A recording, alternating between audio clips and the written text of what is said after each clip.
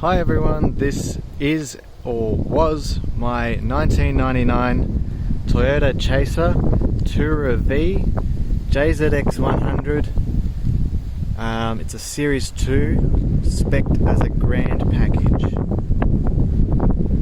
So I just want to do a bit of a walk around of the car. It's heading off to Queensland tomorrow morning. I've just sold it and just wanted to do a bit of a guide on things to look for when buying one of these, or issues that go wrong with them, and also what modifications I did. I've just put it back to this almost stock form that it's in now. So let's talk common issues inside the engine bay, if I can open it. Alright, so something that will always go wrong on a 1JZ-GTE is the heater tap. So this unit here, that gets hot and cold with the coolant constantly. I've had this explode on the racetrack one time, dropping coolant down onto the wheel down here. Spun me around, nearly put me into the fence. So I ordered this, and this from Japan, brand new, 2 weeks later, 100 and something bucks, not too bad.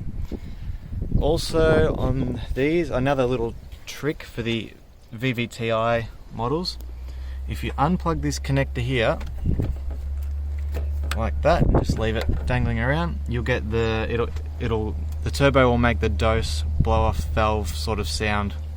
But if you plug it back in, it's just quiet. Now, when I first bought the car, I had trouble starting it. Couldn't work out why. I sat at my workplace for a couple of days till one of the boys found on the internet that the VVTi solenoid commonly goes on these, and he worked out if you unplug this connector, plug it back in, car started first go. Couldn't believe it. Also ordered this from Japan.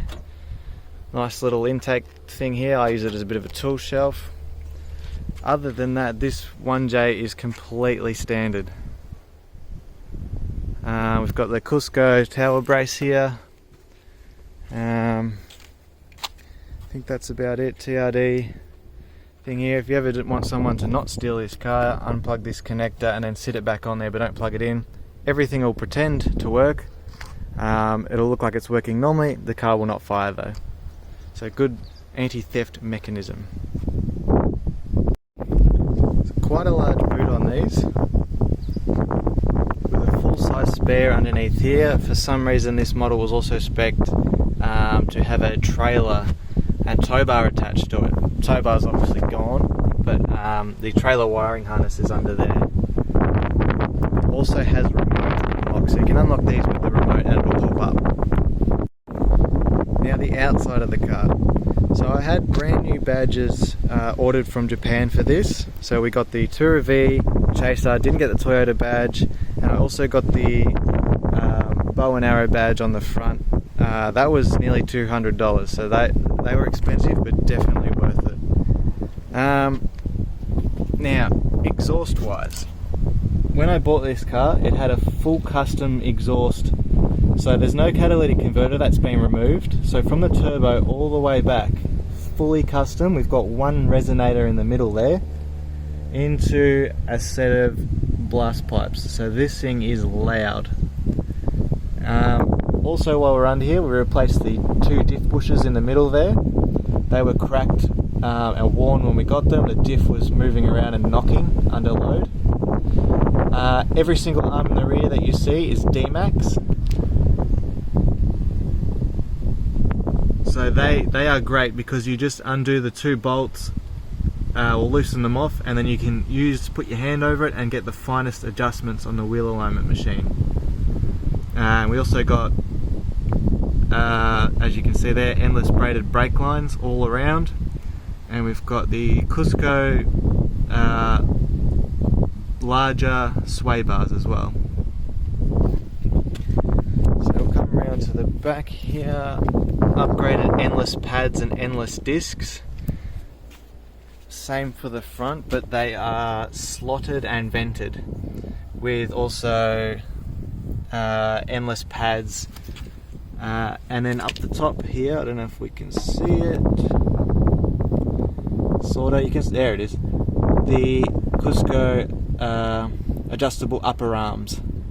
So you can get a fair amount of camber on that. I think at one time I was running negative 4.5 degrees. Ganadors came on it. Clear front indicators came on it. It's pretty much standard in the front there.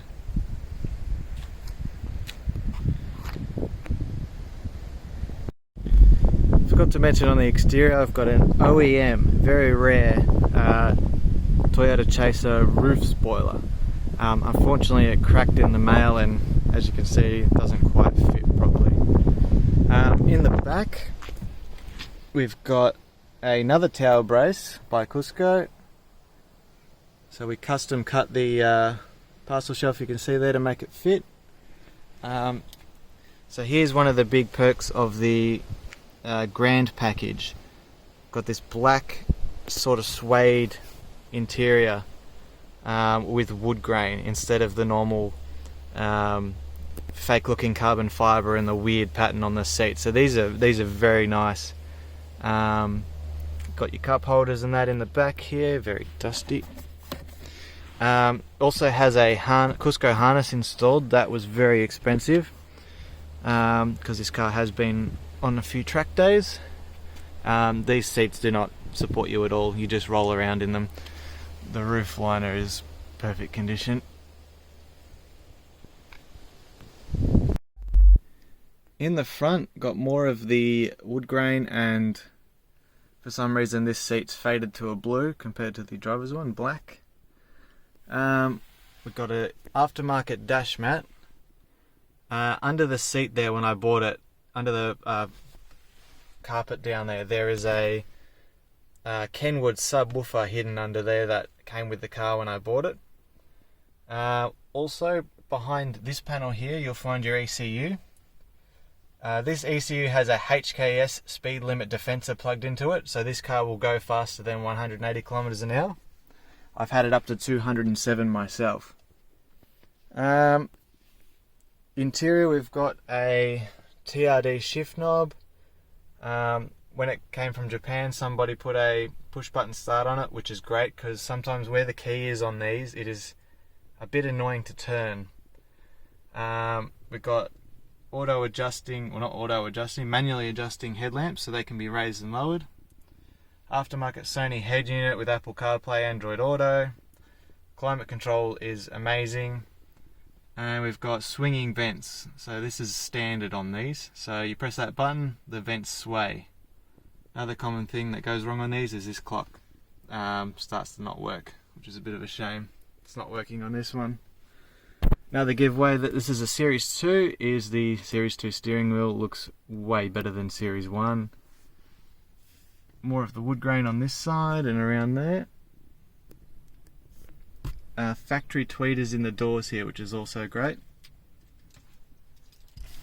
And I'll just show you how many. There's a pocket down here as well for wallets and things like that.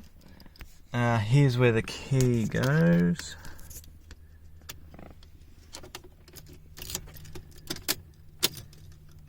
So she's reading 125,000. And that's another indication of Series 2, the orange. Everything is orange. So when I've got the headlights on there, all of this is orange.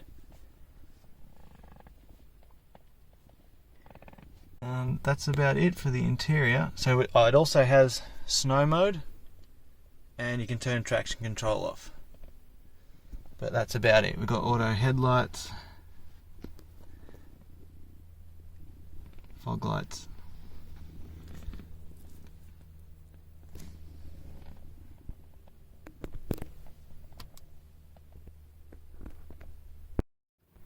So we'll just give it a bit of a interior startup, see how loud it sounds.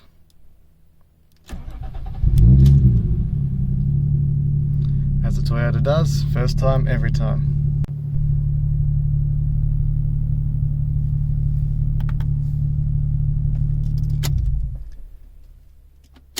And with the push button,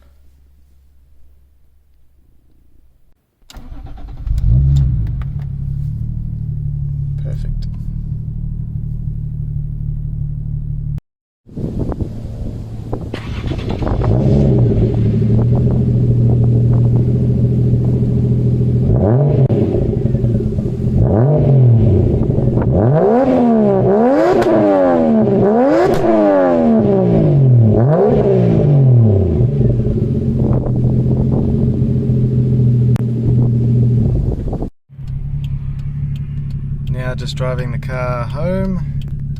Give you a bit of a demonstration if I can manual and hold the phone.